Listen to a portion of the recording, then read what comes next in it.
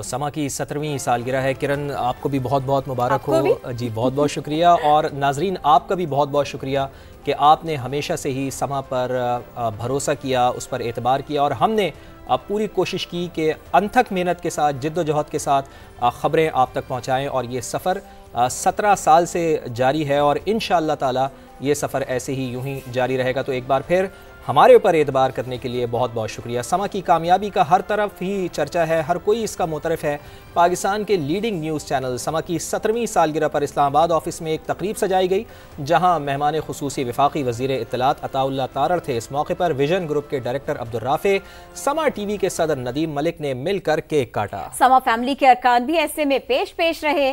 سالگرہ کے موقع پر مہمان خصوصی وفاقی وزیر عطا تارڑ نے ذمہ دارانہ صحافت اور ملازمین کے حقوق کا خاص خیال رکھنے پر سما کی تعریف کی.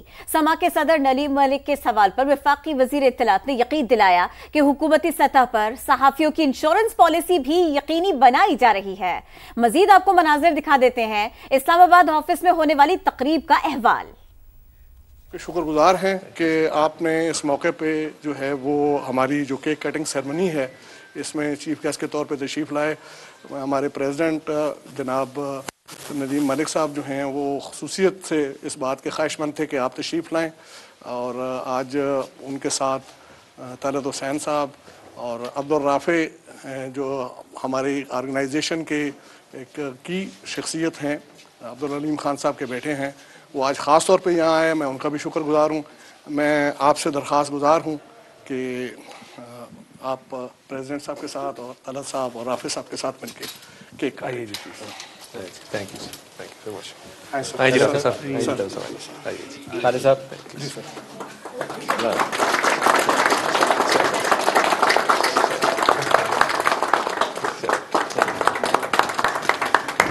جی میری گزارش ہے کہ چند کلمات سما کی سالگرہ کے حوالے سے خاص طور پہ اور سما کے بارے میں. بہت شکریہ جی. میں بڑا شکر گزار ہوں, اور آج سما کی 17th اینیورسری کے ساتھ ساتھ کرسمس بھی ہم منا رہے ہیں پورے ملک کے اندر, اور قائد اعظم کا بھی جو یوم پیدائش ہے وہ بھی آج ہے. تو میں یہ سمجھتا ہوں کہ یہ تینوں ایونٹس اکٹھے ہو گئے اور بہت بڑا دن ہے. سما کے حوالے سے میں یہ کہوں گا کہ دیکھیے, ذمہ دارانہ صحافت اور سماجی مسائل کو اجاگر کرنے میں اپنا کردار, قومی ترقی کے اندر اپنا کردار, اور جہاں ہماری اصلاح ہونی ہوتی ہے وہاں پہ جو ہے وہ اس میں بھی بڑا ایک کنسٹرکٹیو کرٹیسزم کے حوالے سے بھی ایک بہت اچھا کردار رہا ہے. اس کے ساتھ ساتھ جو منفرد بات ہے کہ keeping in line with the modern trends, جس طرح سما ڈیجیٹل نے بھی گرو کیا ہے وہ بھی ایک فینومینل گروتھ رہی ہے. اور میں دیکھ رہا ہوتا ہوں نہ صرف سبسکرائبرز کے حوالے سے بلکہ جتنے پلیٹ فارمز ہیں ڈیجیٹل کے اوپر, ان پہ جو انگیجمنٹ آتی ہے ان terms of numbers and demographics, وہ بھی ایک یونیک چیز ہے. تو کسی بھی ادارے کو گرو کرنے کے لیے اس کی ڈائیورسفیکیشن بہت ضروری ہے, not in terms of its human resource ماشاء اللہ ٹاپ آف دا لائن ہے, اس میں کوئی شک نہیں ہے, مگر diversification in terms of the platforms that are available to the public, کہ ایک پاکستانی شہری وہ ٹی وی پہ دیکھنا چاہتا ہے, وہ موبائل پہ دیکھنا چاہتا ہے, وہ موبائل کے کس پلیٹ فارم پہ دیکھنا چاہتا ہے, وہ لیپ ٹاپ پہ دیکھنا چاہتا ہے. تو یہ جو فینومینل گروتھ ہے اور 17th ایئر کے اندر جو ڈیجیٹل گروتھ ہوئی ہے, میں سمجھتا ہوں کہ اس میں بھی بہت محنت ہوئی ہے سما کے پلیٹ فارم پہ. تو اس لیے میں اس حوالے سے بھی مبارکباد پیش کرنا چاہتا ہوں. اور جب میں ذمہ دارانہ صحافت کی بات کرتا ہوں تو میں یہ سمجھتا ہوں کہ ہر طرح کا ایشو, فارن پالیسی سے لے کے تو جو اکنامک انڈیکیٹرز ہوتے ہیں اس حوالے سے جو کردار ادا کیا جاتا ہے, اور اس میں آبویسلی ہم بہت مستفید بھی ہوتے ہیں کہ جب آراء آتی ہیں پالیسی میکنگ کے حوالے سے. بیکاز دیکھیے, کوئی مانے نہ مانے, یہ ضرور ماننا ہوگا کہ میڈیا کو ایک چوتھے ستون کی حیثیت حاصل ہے ہمارے ملک کے اندر, ہمارے گورننس سٹرکچر کے اندر. تو اس کے اندر جو کردار ادا کیا جاتا ہے تو آئی تھنک وہ پالیسی میکنگ کو بھی انفلوئنس کرتا ہے. اور جب پالیسی میکنگ کی بات آتی ہے تو اس میں ہر طرح کی پالیسی ہے جس سے ہم آپ کی آراء سے بھی, سجیشن سے بھی, اور جن ایشوز کو آپ اٹھاتے ہیں اس سے مستفید ہوتے ہیں. تو میں آئی وش دا ٹیم آف سما اینڈ دی مینجمنٹ, اور میں تو 4 سال جو اپوزیشن کے تھے بڑا مشکل ٹائم بھی دیکھا, تو ہر دور میں سما کی رپورٹنگ دیکھی ہے, گورنمنٹ کے دور میں بھی, اپوزیشن کے دور میں بھی, اور میں سمجھتا ہوں کہ ایک بیلنس رپورٹنگ کو اگر ڈیفائن کیا جائے تو وہ نظر آتی ہے. اور میرا بہت سما کے کورٹ رپورٹر سے لے کے فیلڈ رپورٹر سے لے کے ہر کسی سے ایک بہت تعلق رہا ہے.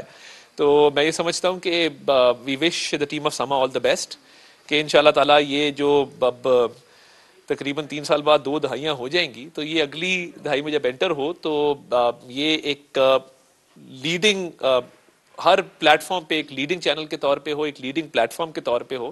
اور دیکھیے ایک بات میں کہنا چاہتا ہوں یہاں سے, میں پی بی اے سے ہمیشہ یہ بات کرتا ہوں اور یہ پلیٹ فارم ہے جہاں میں یہ بات بالکل کھل کے کر سکتا ہوں.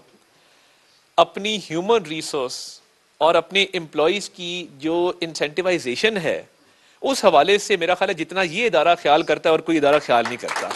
تو میں جب بھی دیکھیں ہمارے چینلز کے ساتھ جو معاملات چلتے ہیں وہ پینڈنگ ڈیوز ہوں, پچھلے وہ ایڈورٹیزمنٹس ہوں, وہ ریٹس ہوں, جو بھی معاملہ ہو, تو میں ایک بات کرتا ہوتا ہوں کہ آپ کا جو کیمرہ مین ہے, آپ کا جو ٹیکنیشین ہے, آپ کا جو ٹی بوائے ہے, آپ کا جو ڈرائیور ہے, یہ جو آپ کے چینلز کی امپلائیز کی کیٹیگری ہے, یہ سب سے زیادہ ڈیزرو کرتے ہیں کہ انکریمنٹس کے حوالے سے اور انسینٹیوائزیشن کے حوالے سے آپ ان کا خیال کریں.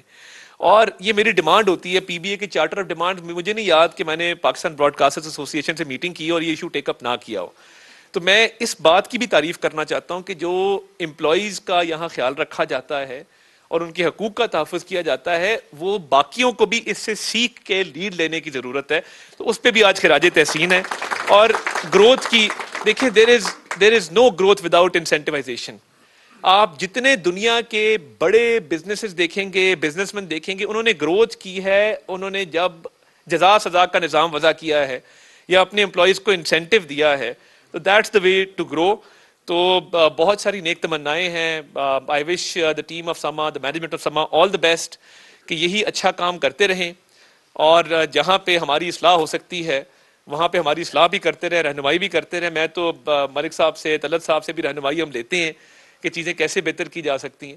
اور میں سمجھتا ہوں کہ انہوں نے ہمیشہ جو ہے وہ اصلاح کے لیے بھی اور ملک کی تعمیر و ترقی کے لیے بھی جہاں ہم غلط ہیں وہاں بھرپور نشاندہی بھی کرتے ہیں اور اس کا کوئی سجیشن بھی دیتے ہیں.